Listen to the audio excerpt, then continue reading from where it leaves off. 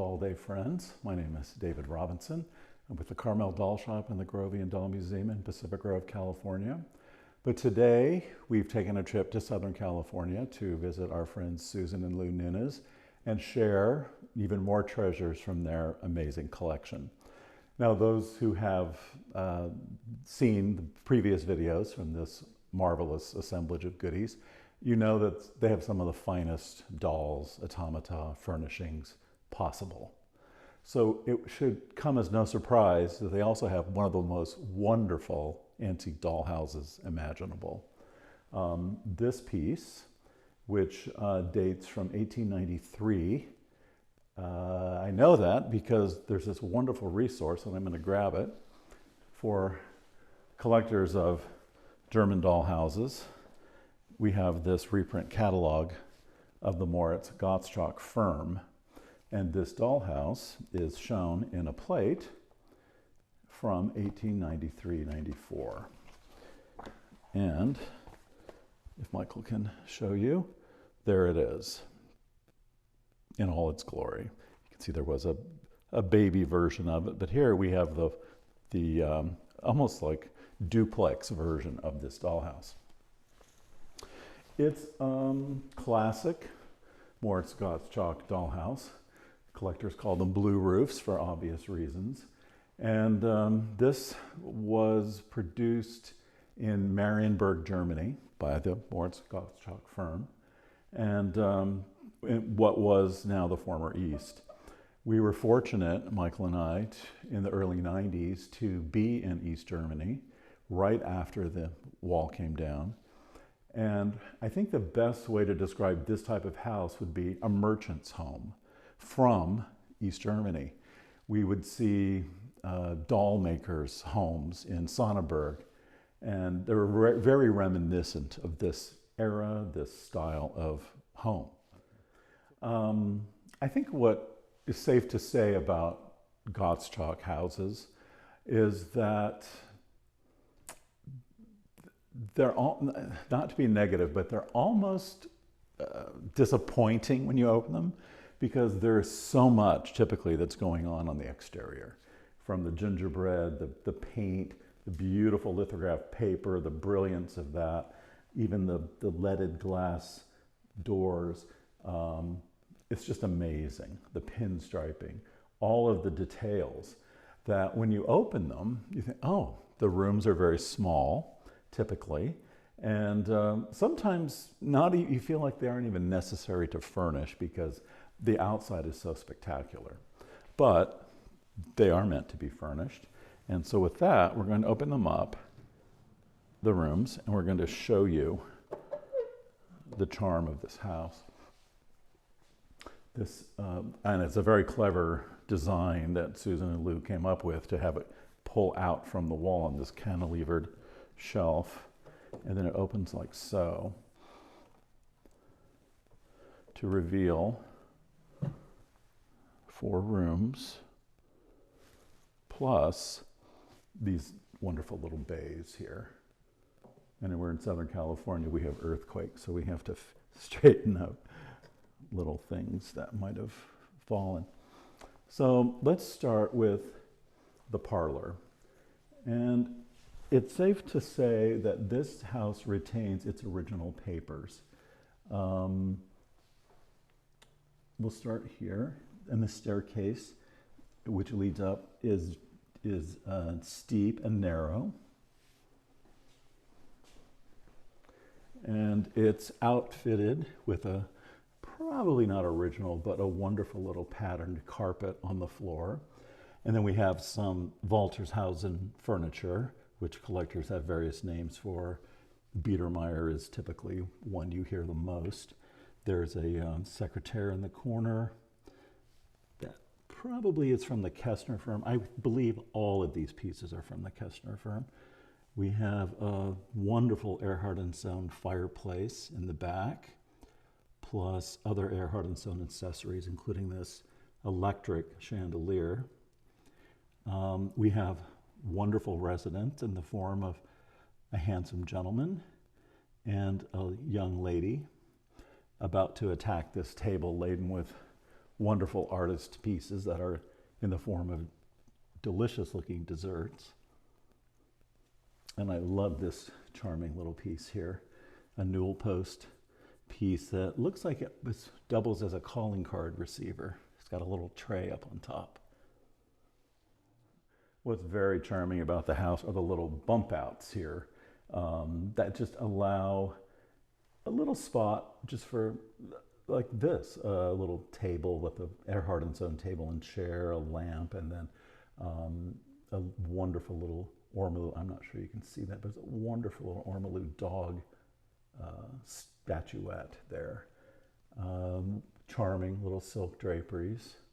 So that's just a nice little bonus. And what's also charming is, I mentioned before, this look of leaded glass in the door. So why don't we continue over into the kitchen? And kitchens are always fun to furnish. This piece, the range in the back, is very interesting. It's actually, it's an inkwell. I know it because we did supply this piece to the kitchen. It's a French, almost like sample from a stove company, but it's an inkwell, and I think it would have been a promotional piece that the stove company gave out, but it's perfect for here. It's got a wonderful, sophisticated, professional look, and it's a great scale. Above the stove, we have a rack for just a few bits and pieces. There's some bread and a bottle of wine for cooking.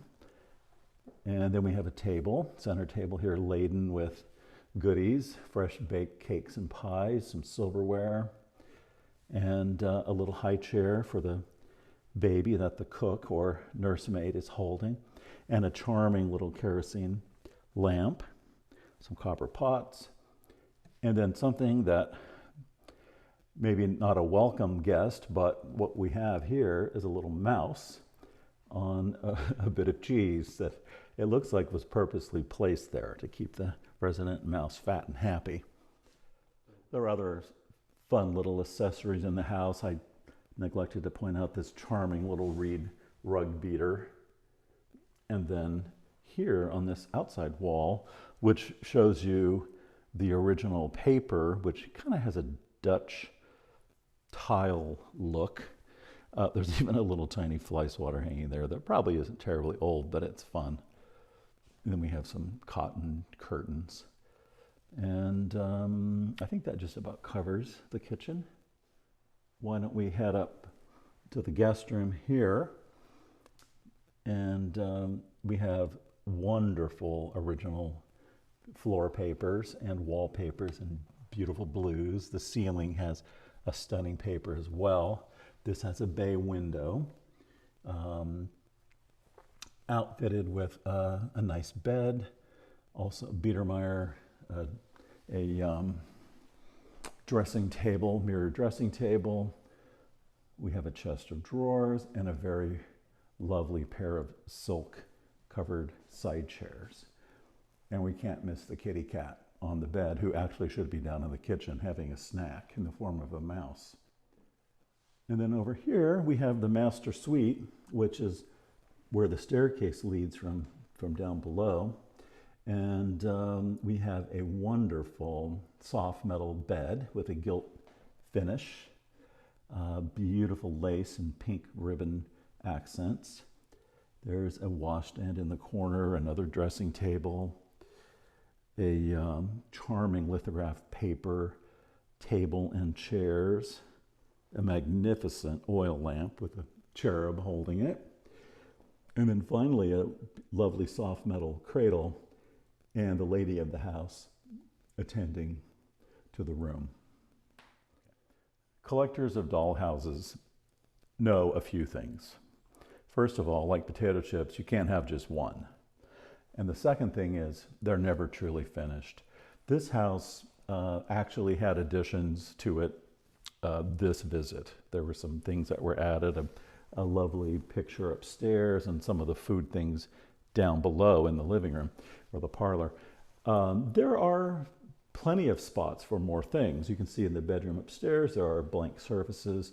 We could use a little Bristol glass toilette set in the form of a pitcher and bowl. You could have books and other goodies on the dressing table, candlesticks. So in the kitchen, you can always find things to add as well. So there is more work to be done here, but as I said, even if this house had not a stick in it, it's just a fabulous example of a Moritz Gottschalk house, and just a jewel. And in closing the house up, we'll discuss that there's even more areas for display out front.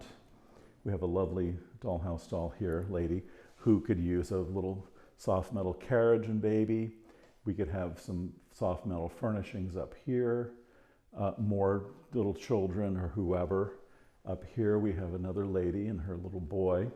So there, again, more potential for more collecting here.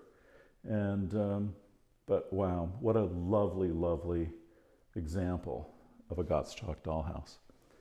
So, oh, and lovely flowering plants as well that give the house so much life. So with that, I hope you enjoyed this little tour into one of the treasures of the Lou and Susan Nunez collection. Thanks so much for stopping in. Bye-bye.